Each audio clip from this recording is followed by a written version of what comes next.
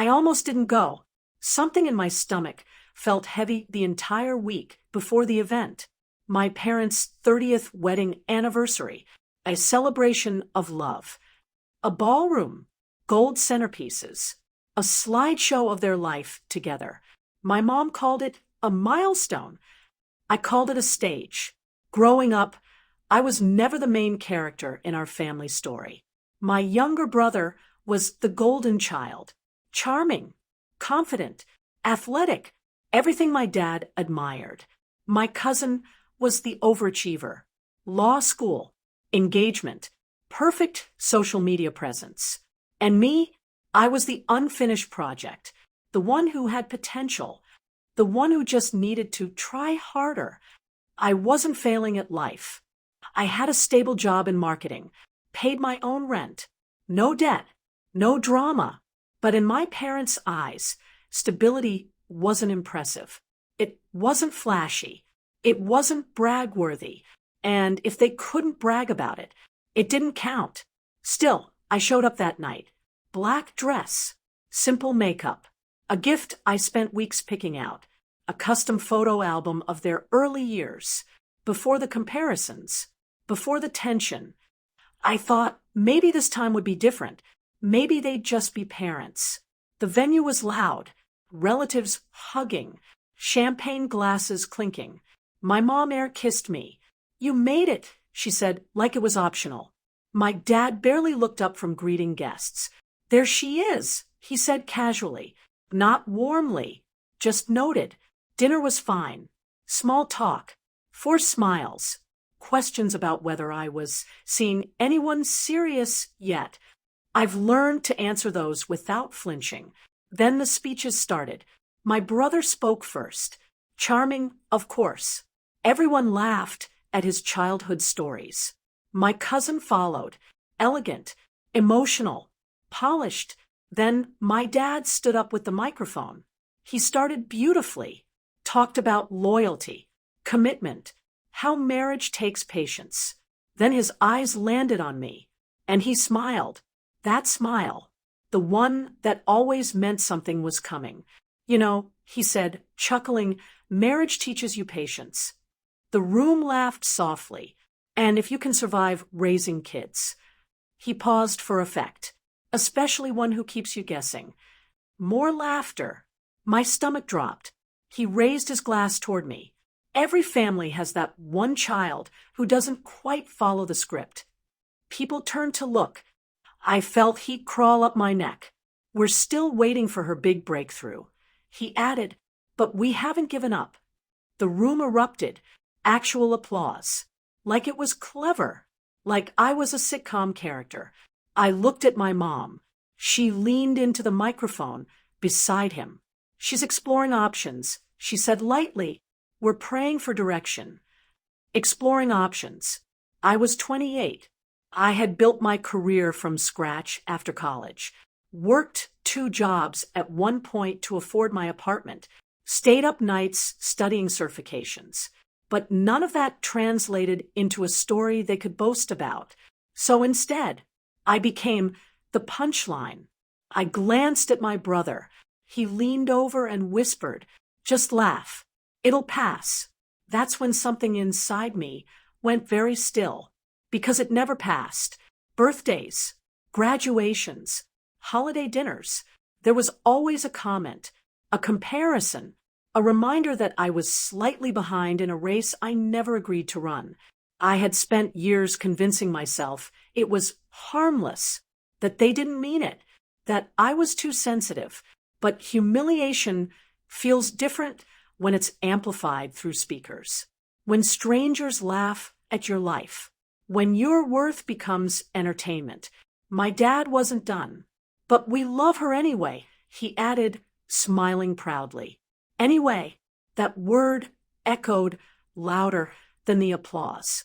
I felt my hands shaking, not from sadness, from clarity. They weren't teasing. They were defining me, publicly. Again, I stood up slowly. My chair scraped loudly against the floor. A few heads turned. My dad squinted under the lights. Relax, he said into the mic. It's just a joke. There it was. The shield, the excuse, the dismissal. I picked up my purse. My heart was racing, but my face was calm.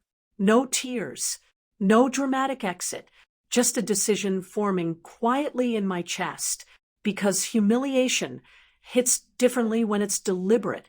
And something in me understood in that exact moment. This wasn't a mistake. This was who they were comfortable being.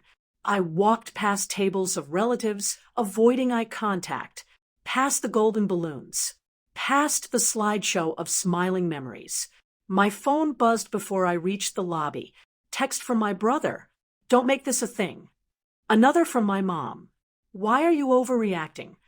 And then my dad. You embarrassed us. I stopped walking, stared at the screen, embarrassed them for leaving, not for what they said. And that's when it clicked. They weren't sorry. They were annoyed. I stepped outside into the cool night air.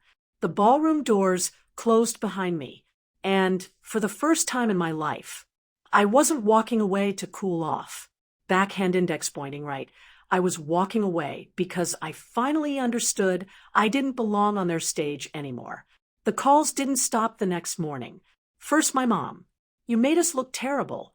I almost laughed. You did that yourself. Silence. Then my dad got on the phone. It was a joke. People tease. You're too sensitive. For 28 years. I asked calmly. That's a long joke. He exhaled sharply. You always twist things. No, I said. I finally stopped absorbing them. That quieted him. You walked out of our celebration. You humiliated me at it. Another pause. We said we love you, my mom added softly. Anyway, I reminded her. She didn't respond. Because we both knew what that word meant. My dad's tone hardened. So what now? You're cutting us off. I didn't raise my voice. I'm choosing distance. You're being dramatic. No, I said steadily. I'm being done. They weren't used to this. No tears. No defending myself. No trying to prove my worth. Just boundaries. You'll regret this, my dad warned. I looked around my quiet apartment, peaceful, still. I regret staying silent. I replied, and that's when they realized I wasn't threatening to leave. I already had. Backhand index pointing right. They had no idea the joke was the last time I'd ever sit in that audience. I didn't block them out of anger. I blocked them out of clarity. Because every time my phone lit up, my chest tightened. And I was done living like that. Weeks passed. No family dinners. No backhanded jokes. No comparisons disguised as concern. Just quiet. At first, the silence felt heavy. Then it felt clean. My birthday came and went. No sarcastic speech. No public roast. No reminder that I was behind. Just a few close friends. Laughter that didn't sting. Peace I didn't have to earn. One night, months later, my dad sent an email. 2 lines. We miss you. Let's move on. Move on. Like nothing happened. Like humiliation resets overnight. I stared at the screen for a long time. Then I replied, I'm open to a relationship built on respect. Not jokes. No anger. No explanation. Just the standard. They didn't answer. And for the first time in my life, that didn't hurt because I finally understood something powerful. Love that requires you to shrink isn't love. Walking away wasn't revenge. It was self-respect. They didn't lose a daughter that night. They lost an audience.